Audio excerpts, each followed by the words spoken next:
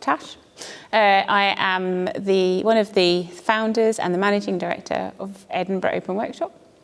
I come from a theatre background. In fact, we all do. And the reason this exists is because we struggled to find space at a certain point when we were having to move from where we were. And we, to cut a long story short, moved 6 times in 2 years. And at the very worst, I was working from the front of the van with the office in a cardboard box on my lap, while the team were building sets in the back. And we thought, wow, we need to do something about this. So when we got the opportunity to take this building, it was too big for what we needed. So then we started to open the floor out to other freelancers.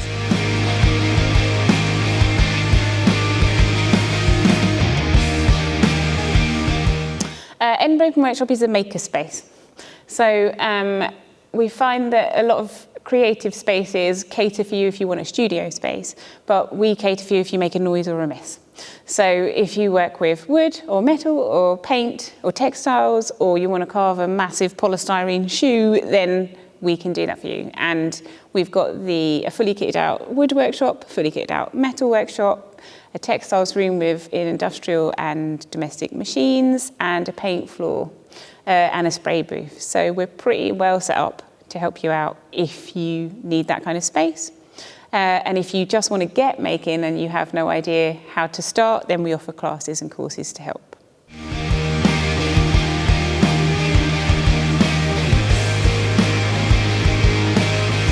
To come at it from the very beginning, we think making is for everyone. We think that everybody should be able to be creative, and we've all seen, as people that work in the arts, and alongside it, we've all seen the benefit that arts and creativity can have on a community. So when we set this up, we wanted to do it in a way that meant it was as accessible as possible for everybody. And because of the theatre background, we're already linked into sort of funding and understanding how that all works and what's possible and what's more achievable. We also knew we didn't want to reinvent the wheel, and we wanted to work with companies who were already doing stuff that lined up with the values that we have. And setting up, we first looked at a charity, but the thing that stopped us with that is that we didn't really know what it was going to be yet. And when you set up as a charity, you have to sort of give up that control to a board, and we thought that that was probably not correct because we didn't understand how it was going to run, and we wanted to be able to pivot and realize, allow room to fail, make sure that we knew what we were doing. So we went for social enterprise because we also believe that art is viable. And in pooling our resources, we think that it gives everybody who works out of here the best chance possible of making their creative business work and also sharing their creative expertise with the community and community groups.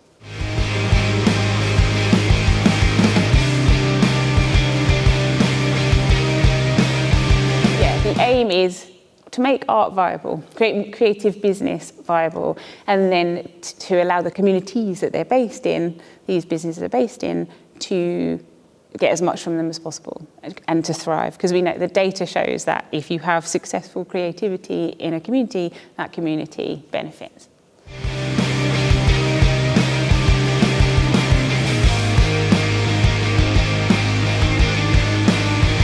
So there's 2 sides, isn't there? There's the creative business side, and we're helping small creative businesses to flourish, set up and to grow and flourish. And we've had people move through, so start from a 1-person band and then get bigger and bring on staff of their own, and then move through and move on and free up space.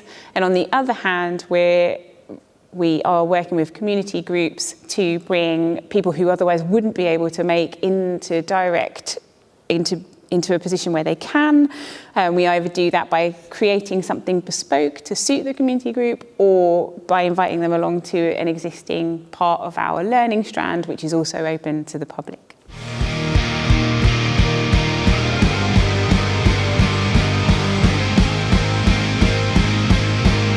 Well, so as the MD, I do operations and stuff and manage all of that.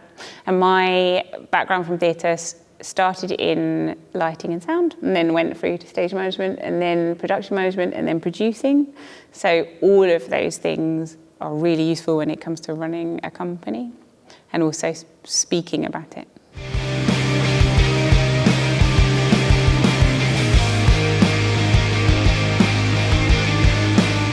so we're in it.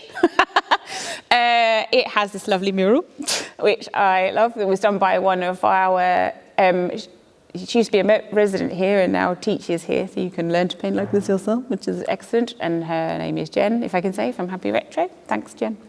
And so we're sitting in, it's a 9 metre by 18 metre space, and it has a meeting room in it. So if you hire the whole event space, you also get the bonus of the meeting room. Or you can just hire the meeting room if your event is actually a lot smaller. So there is those options. And we've tiered it so that there are rates for charities, and community groups, and then there's rates for standard businesses. So if you are a social enterprise or a charity, then you get the preferable rate.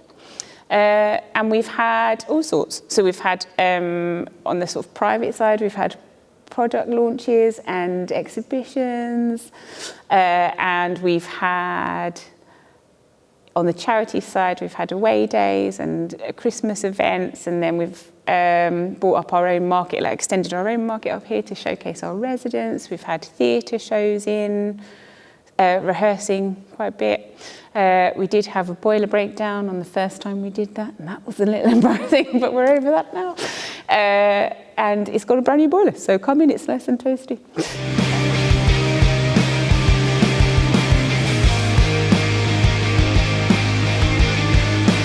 What I loved is that when we first started, it must have been the new CEO probably came out to see us and to get a flavour of what we were about and tell us what the network was about.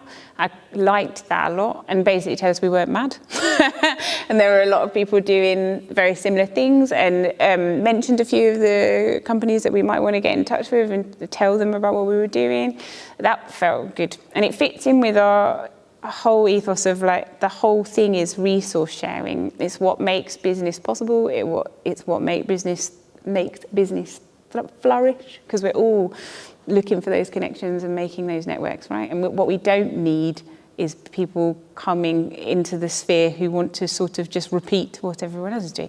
So it's good to be connected in that way and to know that there is a place you can go to and say, we're looking for somebody who might benefit from this. So yeah, in that way, it's been a great resource and will continue to be, no doubt.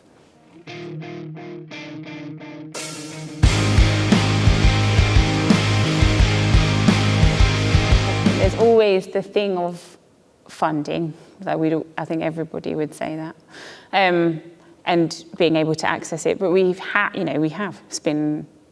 it's been quite a journey, but we're sort of, so like the pit, we had our own crisis-unity, and we had to move fast and pivot quite hard. And I suppose it's being given that space that, I went to the gathering last week, and we were talking about room to fail. So important to have that breathing space.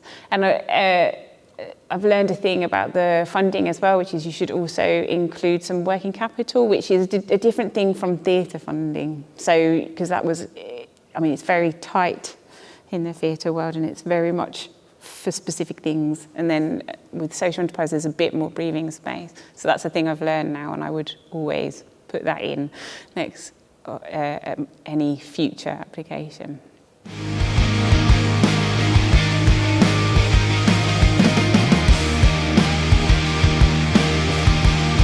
Well, now we've made all this investment, and we've got the space. I'm really excited to make that work now, and to build on our learning offering, because having this space and the meeting room and the metalwork downstairs means there's more capacity for classes. It means more one-on-one training can happen. So I'm quite excited to bring all of that into fruition and let this place run and fill itself, and just start to do what it's going to do.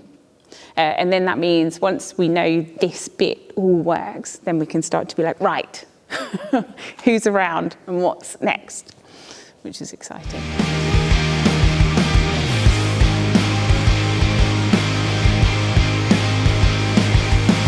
So obviously I'm from down south. I've now lived here longer than I lived there by quite some way. And it just grabs hold of you. When I stepped off the train, in fact, I saw the landscape outside the train change, and I just started to feel better. And then pulled into Waverley and got off and said to my mum, like, it has to be here. Just a feeling.